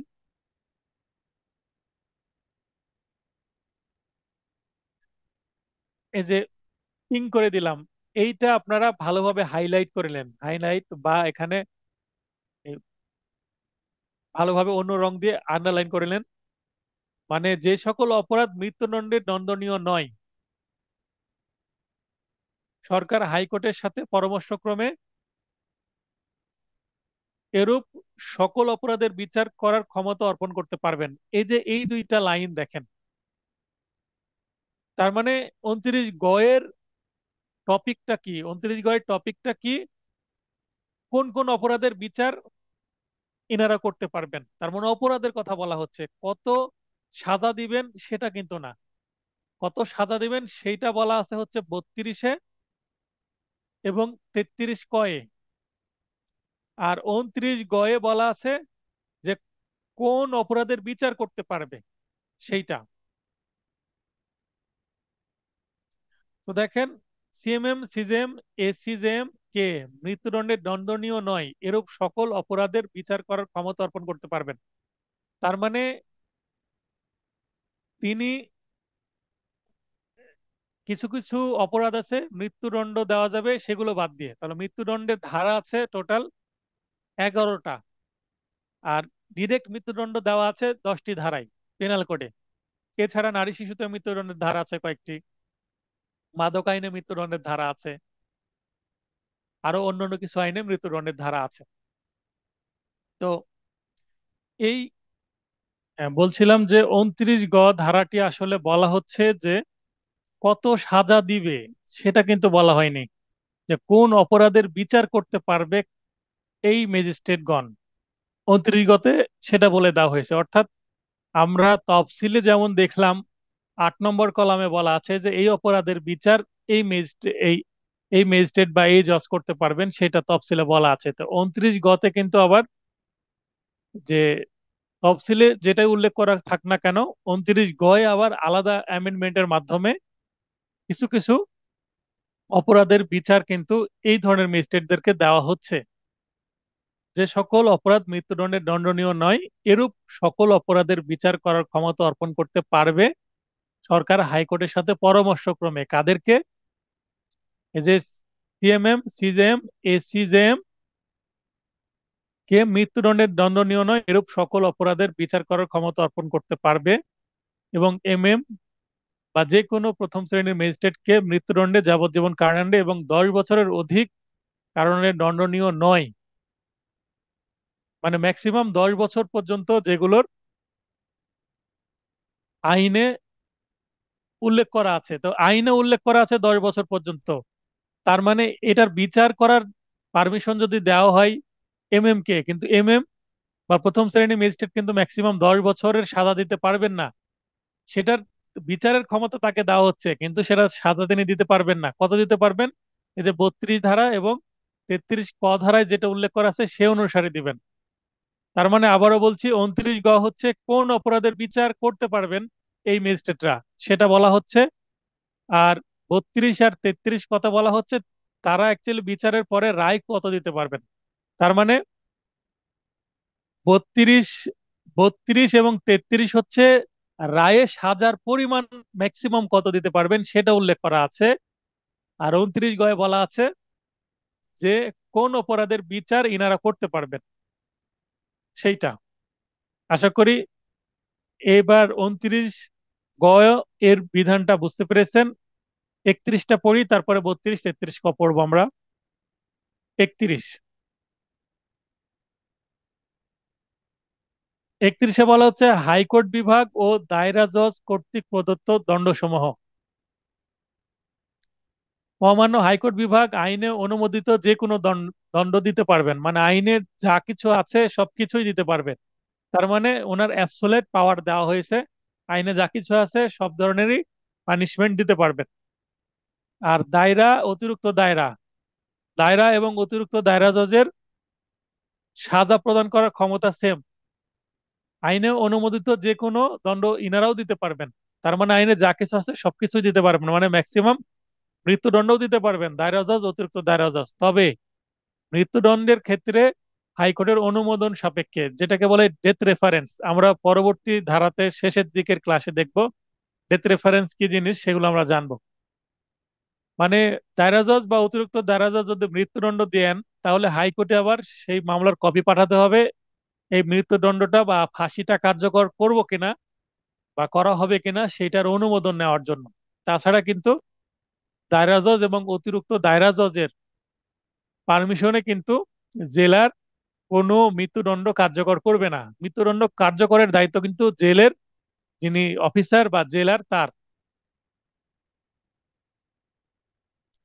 যুগ্ম দায়রা জজ, যুগ্ম দায়রা জজের মৃত্যুদণ্ড, যাবজ্জীবন কারাদণ্ড দিতে পারবেন না, 10 বছরের অধিক দিতে পারবেন না। তার মানে ম্যাক্সিমাম 10 বছর দিতে পারবেন। এই ধরনের 10 বছরের অধিক কারাদণ্ড ব্যতীত যে কোনো দণ্ড, মানে 10 বছর ম্যাক্সিমাম দিতে পারবেন, 10 বছরের উপরে আর দিতে পারবেন না। তাহলে তিনটা দায়রা জজের সাজা প্রদানের ম্যাক্সিমাম লিমিট আমরা দেখে নিলাম। এবার 32 ধারায় আমরা দেখব ম্যাজিস্ট্রেটগণ কর্তৃক প্রদত্ত দণ্ডসমূহ। ম্যাজিস্ট্রেটগণ কি কি দণ্ড দিতে পারেন? এমএম বা প্রথম শ্রেণীর ম্যাজিস্ট্রেট মানে ফার্স্ট ক্লাস ম্যাজিস্ট্রেট নির্জন অবরোধ মানে নির্জন কারাবাস সহ 5 বছরের অধিক কারাদণ্ড এবং 10,000 টাকার অধিক অর্থদণ্ড ব্যতীত যে কোনো দণ্ড বা বেত্রাঘাত অধিক দণ্ড এবং বেত্রাঘাতও কিন্তু দিতে পারবেন। এখানে দেখেন যে 5 বছর অবলিক 10,000 লিখে দেওয়ার অর্থ হচ্ছে 5 বছর ম্যাক্সিমাম এবং 10,000 দিতে পারবেন। এখানে যেটা বলা আছে সেটাই সংক্ষিপ্তভাবে বাম পাশে শ্যাডো করে দেওয়া আছে। দ্বিতীয় শ্রেণীর ম্যাজিস্ট্রেট নির্জন অবরোধ 3 বছরের অধিক কারাদণ্ড, 5,000 টাকার অধিক অর্থদণ্ড ব্যতীত যে কোনো কারাদণ্ড। তার মানে 3 বছরের অধিক যেতে পারবে না, 5 বছরের অধিক যেতে পারবে না। তার মানে অন্যভাবে বলতে গেলে 3 বছরের কারাদণ্ড ম্যাক্সিমাম, 5,000 টাকা অর্থদণ্ড ম্যাক্সিমাম। তেমনি তৃতীয় শ্রেণীর ম্যাজিস্ট্রেট হচ্ছে 2 বছর ম্যাক্সিমাম এবং 2,000 টাকা ম্যাক্সিমাম, যেটাই এখানে বলা হয়েছে। তাহলে 32 ধারে প্লেন ম্যাজিস্ট্রেটরা প্রথম, দ্বিতীয় এবং তৃতীয় শ্রেণীর ম্যাজিস্ট্রেট কি কি সাজা দিতে পারে আমরা দেখলাম। এবার 33 ক, কতিপয় ম্যাজিস্ট্রেটগণের উচ্চতর ক্ষমতা সর্বাধিক 7 বছর। 29 গ ধারা বলে বিশেষ ক্ষমতাপ্রাপ্ত ম্যাজিস্ট্রেট। এই যে 29 গতে যাদেরকে বিশেষ ক্ষমতা দেওয়া হলো যে হ্যাঁ ঠিক আছে, আপনি তো সাধারণভাবে এই মামলার বিচার করতে পারেন না, কারণ তফসিলে যেটা নাই, তফসিলের বিষয়টা অমান্য করে তফসিলের বাইরে এসে 29 গ আলাদা একটু ক্ষমতা দেওয়া হলো। সরকার হাইকোর্টের সাথে পরামর্শক্রমে কোনো ম্যাজিস্ট্রেটকে যদি এই ক্ষমতা দেওয়া হয়, তো তিনি যদি প্রথম শ্রেণীর ম্যাজিস্ট্রেট হন তাহলে 5 বছরের বেশি 7 বছর পর্যন্ত দিতে পারবেন, সেটাই বলা হচ্ছে। তাহলে মৃত্যুদণ্ড, যাবজ্জীবন কারাদণ্ড এবং 7 বছরের অধিক কারাদণ্ড ব্যতীত যে কোনো দণ্ড, মানে ম্যাক্সিমাম 7 দিতে পারবেন, 7-এর উপরে দিতে পারবেন না, যাবজ্জীবন দিতে পারবেন না, মৃত্যুদণ্ড দিতে পারবেন না। তার মানে যেখানে আগে আমরা 32-এ দেখলাম ম্যাক্সিমাম 5, এখানে এসে একটু 2 বছর বৃদ্ধি করে ম্যাক্সিমাম 7 করা যাবে। কারা এটা করতে পারবেন? যারা 29 গতে ক্ষমতাপ্রাপ্ত তারাই কিন্তু ম্যাক্সিমাম 7 বছর দিতে পারবেন। তাহলে আবারও বলছি, 29 গতে হচ্ছে কোন অপরাধের বিচার করতে পারবে সেটা বলে দেওয়া, আর 33 গতে হচ্ছে ম্যাক্সিমাম কত সাজা দিতে পারবেন সেটা বলে দেওয়া আছে। আর 3টে সেকশন পড়বো, তাহলে ক্লাস শেষ হবে। 35 ক, দণ্ডপ্রাপ্ত ব্যক্তি হাজতে থাকলে তা বাদ যাবে। হাজত বলতে কি? বিচারের আগে, জামিন হওয়ার আগে অ্যারেস্ট হলো, অথবা স্যারেন্ডার দেওয়ার পরে সিডাব্লিউ মানে কাস্টডি ওয়ারেন্ট মূলে। সিডাব্লিউ বলতে কাস্টডি ওয়ারেন্ট, অর্থাৎ মামলা যখন স্যারেন্ডার দেওয়া হয় তখন জামিন না দিয়ে, জামিন নামঞ্জুর যদি করা হয় তাহলে তাকে জেলখানায় পাঠিয়ে দেওয়া হয়। তার মানে নিজে এসে জামিন নিতে এসে কি ধরা পড়ে গেল, তো এটাকে বলা হচ্ছে সিডাব্লিউ মূলে জেল হাজতে যাওয়া। তো যেভাবেই যাক না কেন, কোনো ব্যক্তি যদি রায়ের পূর্বে সাজাপ্রাপ্ত হয়, যেমন আমরা সিভিল মামলায় রায়ের পূর্বে গ্রেপ্তার ও ক্রোক দেখলাম, তো রায়ের পূর্বে যতদিন হাজতে থাকবে কোনো ব্যক্তি, ক্রিমিনাল মামলার কথা বলা হচ্ছে, তো সাজা প্রদানের পরে সেই দণ্ডটা কি করা যাবে? বাদ যাবে। যেমন কোনো ব্যক্তির 2 বছরের সাজা দেওয়া হলো, আর তিনি 6 মাস কারাদণ্ড ভোগ করেছে এর আগে, মানে হাজতবাস ছিল সেটা, তাহলে এই 6 মাসটা মাইনাস করে 1.5 বছরের কারাদণ্ড তাকে ভোগ করতে হবে। এটা হচ্ছে বিষয়। মৃত্যুদণ্ড ব্যতীত, এখন কাউকে যদি মৃত্যুদণ্ড দেওয়া যায় তাহলে তাকে তো আর ওই হাজতবাস বাদ দেওয়া যাবে না, কারণ সেটা তো আর কারাদণ্ড না। কারাদণ্ড থেকে কারাদণ্ড মাইনাস করা যায়। আমরা ছোটকালে অঙ্ক পড়তাম যে গরু এবং ছাগল এর গল্প। তো গরুর থেকে তো আর ছাগল মাইনাস করা যায় না, গরু থেকে গরু মাইনাস করতে হবে, ছাগল থেকে ছাগল মাইনাস করতে হবে, যোগ বিয়োগের অঙ্ক থাকতো, ঐকিক নিয়মের মতো অঙ্ক। তো তেমনি কারাদণ্ড তো আর মৃত্যুদণ্ড থেকে মাইনাস করার বিষয় না, কারণ দুইটা একেবারে ভিন্ন জিনিস। তাই মৃত্যুদণ্ড যে পাবে তার এইদিকে 2, 3, 4, 5 বছরেরও যদি প্রোডাকশন ওয়ারেন্টটা কি সেটা আমি পরে বলছি। তো মৃত্যুদণ্ড ব্যতীত, যেহেতু মৃত্যুদণ্ড আপনার মাইনাস করা যায় না, মানে মাইনাস করার কোনো এখানে বিষয়ই নাই, কারাদণ্ড থেকে কারাদণ্ড মাইনাস হবে।